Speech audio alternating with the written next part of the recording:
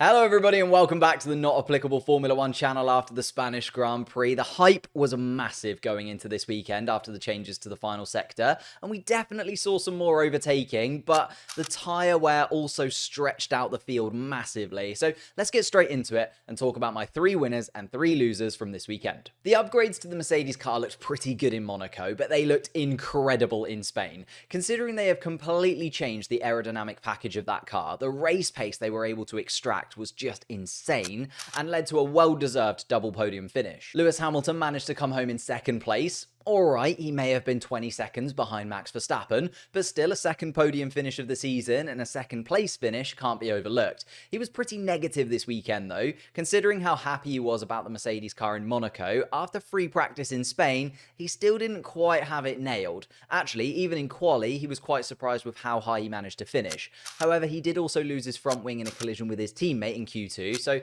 he may have had even more to give. Come Sunday, he made light work of Lando Norris at the start and was clipped by the McLaren too, but we'll get to that in a little while. Lewis Hamilton, though, came out unharmed and made catching and passing Carlos Sainz and Lance Stroll look fairly easy. I think if you told Lewis before the weekend that he could finish comfortably in second place, miles clear of both Ferrari cars and Aston Martin cars too, he would have definitely taken it. When it comes to George, I know that he hit Lewis in qualifying, which could have gone horribly wrong. However, I do think it was underplayed during the race that he did start behind the Red Bull of Sergio Perez. Like, he flew through the field at the beginning and managed his start perfectly, even if he did take a little detour off the track, which was slightly controversial. But once he managed to pass Fernando Alonso, it was all about strategy. I do enjoy when George plays engineer over the radio, saying he thinks a one-stop might be on, because, you know, the Mercedes team are definitely just like humoring him over the radio, but definitely kind of ignoring him too. Then when he mistook his sweat for rain, it was all a bit weird. But even with all that, he held on to third place comfortably and put Mercedes above Aston Martin, taking second place in the Constructors' Championship. We'll touch on them momentarily, but for Mercedes, I still think they're a little bit off in terms of qualifying pace, but had a great balance of tyre deg and race pace in their control. So if they can build on that, second in the championship could be locked in for them. Which is so frustrating for Aston Martin, by far their worst weekend by a long, long way. Of course, you can look at it as another solid points haul for Aston, and this result last year would have been stunning, but because they've started the season so well and the goalposts have moved, and now 6th place for Stroll and 7th place for Alonso looks disappointing. It's disappointing for Alonso more than Stroll for sure, as he has 5 podium finishes this season and would have wanted to add to that tally in front of his home crowd, but despite us being in Spain, he had a terrible weekend. It all fell apart as soon as qualifying started, really. On an outlap in Q1, Alonso went for a little trip through the gravel at the final corner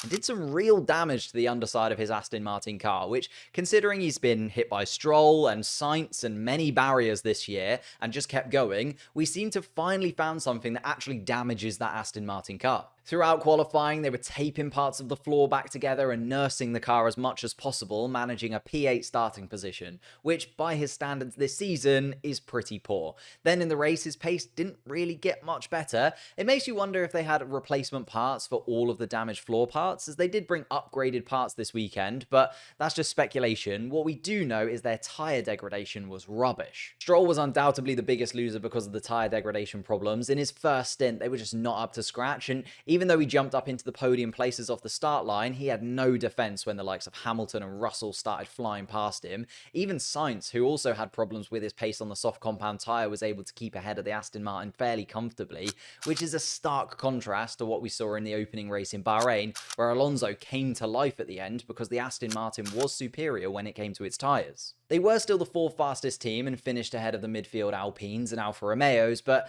this weekend is a little bit of a wake-up call for Aston Martin, I think. Even though they have started the season so incredibly well, their car still has weaknesses, and the rest of the grid will improve as the season progresses. It would be pretty stupid not to have Max Verstappen as a winner after the dominance that he showed this weekend in Spain. I think we all thought he was going to win, but maybe a Ferrari would trouble him in qualifying, or maybe he would have to overtake a Mercedes in the race, but to win in this fashion is just insane. He was untouchable. With all of the top 4 teams bringing upgrades to Spain, it was possible that the Red Bull's incredible style start of the season was going to be pulled in, even just a little bit. But instead, Max turned this weekend into a Grand Slam special. Qualifying was comfortable on the Saturday, and amongst the chaos of cars in the gravel, a drying track that was rubbering in, and big drivers dropping out early, Max just sailed to pole without even having to try. Like, he abandoned his final flying lap because his previous lap was already enough to make sure he started out front. He had the smallest of battles with Carlos Sainz into turn 1 when the Spaniard rolled the dice around the outside, but Max promptly closed the door, and that was that really. Lap after lap, he was managing his tyres while still being the fastest car on the grid, and I don't think, apart from lapping cars at the back of the field, he actually had to see any of the cars he was actually battling with for the entire Grand Prix. Although, having said all that, the World Championship leader did pick up a black and white flag for 3 track limit infringements, which made Christian Horner a little bit hot under the collar, especially when Max was told not to go for a fastest lap attempt, only for then the next lap to go for a fastest lap attempt and get fastest lap, which is just so Max, isn't it? And I think is one of the traits that many dislike, but I actually quite like sometimes, that arrogance he has to be a perfectionist. Like, 1 point is going to mean nothing to him by Abu Dhabi, but that's not what matters. It's the principle of stamping authority over the rest of the grid and not letting anyone else have that point. And a team who could have definitely done with that point is my second losers in McLaren. Another incredibly painful weekend as the gap to Alpine just gets wider and wider. Like, last year in 2022, the start of this new generation was supposed to be an opportunity for big things at McLaren. The team had the scapegoat of Daniel Ricciardo when they lost out to Alpine in the Constructors, but now the reason that they're losing to the French team is purely down to pace. Lando Norris stunned the entire Formula One world, including himself when he managed to qualify in 3rd, and Oscar Piastri qualified inside the points positions too, starting 9th. So how does that turn into 0 points? Norris was forced to pit for a new front wing after an incident with Lewis Hamilton at the start, which was quite unlucky. He was just caught beside Lewis Hamilton, and when Verstappen closed the door on Sainz, he had to brake, which meant Lewis Hamilton had to brake, and Lando just got caught in that domino effect. Then when he did pit, he was stuck in neutral in his pit box, meaning he fell back even further and had a very lonely race that was unsalvageable. It's just so annoying to see Ocon qualify 3rd in Monaco and get a podium from it, only for Norris to qualify 3rd in Spain, which I know is a very different track in terms of overtaking opportunities and strategy, only to come home 17th.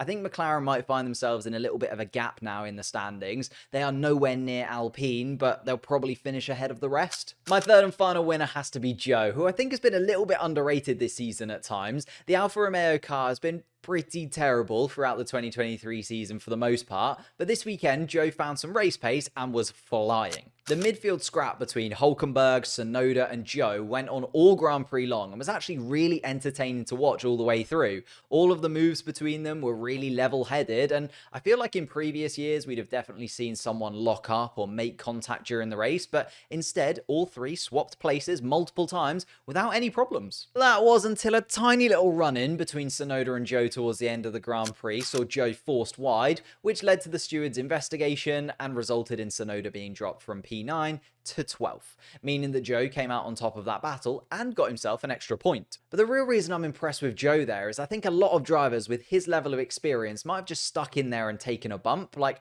had it been quite a few other drivers, they could have just been there, made contact and spun out of the race. I think backing out like that and taking the escape road was a mature move which paid off, as he not only stayed in the race but also stayed in the points. On the other side of that incident though, 2 weeks in a row now, Yuki has looked like scoring solid points was in the bag, only for it to slip away. Like, what happened in Monaco was really not his fault, as the AlphaTauri car just fell apart once the rain started to fall, but this time around in Spain, he doesn't really have anyone else to blame. Tsunoda and Zhou are both drivers under pressure to improve this season, and are actually both having really solid starts to 2023. I think you could have arguably put Tsunoda in maybe the top 5 or 6 drivers this season after 5 races, but a 5-second penalty for forcing Zhou Guanyu off the track meant that he threw away his points this time around, and actually handed one of them to his old teammate in Alpine's Pierre Gasly, who came home in 10th. I just feel like it was a little bit harsh, but also I can see why it was given, because Tsunoda did leave a little bit of space, but just not quite enough. There are a lot of positives that Tsunoda and AlphaTauri can take away from this weekend, and I feel like I've said that quite a lot. They've shown that they really do have the pace to be in and amongst the midfield cars and fighting for points occasionally, even outdoing an Alpine every now and again, but unless they start actually getting those points onto the board, then it doesn't really count for much. Tsunoda still 16th in the driver's standings behind drivers he has been much better than this year, and AlphaTauri fall further behind the rest in the constructors as they're stuck in 9th place again. The points are small, but they mean so much when you're down there. Rounding out with some honourable mentions, Alpine can definitely feel hard done by that I didn't have them in the winners category after another double points finish this season for them. Ferrari had some big problems, especially on Leclerc's side of the garage, but I think Sainz qualifying second is a ray of hope for the Italians, so I could have put them as a loser, but decided not to. Haas probably should have been a loser once again. They keep just slightly getting away with it, but their car went through tyres like crazy this weekend. And Williams lost out to the wind once again. It's crazy how unbalanced that car can be as soon as there's even the tiniest breeze. The new Spanish Grand Prix layout that's actually the old Spanish Grand Prix layout was much better in my opinion, and led to a lot more on-track overtaking, as well as a very mixed grid in qualifying. Apart from Max, the entire field looks quite interchangeable weekend to weekend. However, the teams now have a weekend to get on top of their upgrades before we head to Canada. So I'd love to know your winners and losers in the comments down below. And whilst you're down there, leave a like on the video, subscribe to the channel if you're new, and I'll see you next time.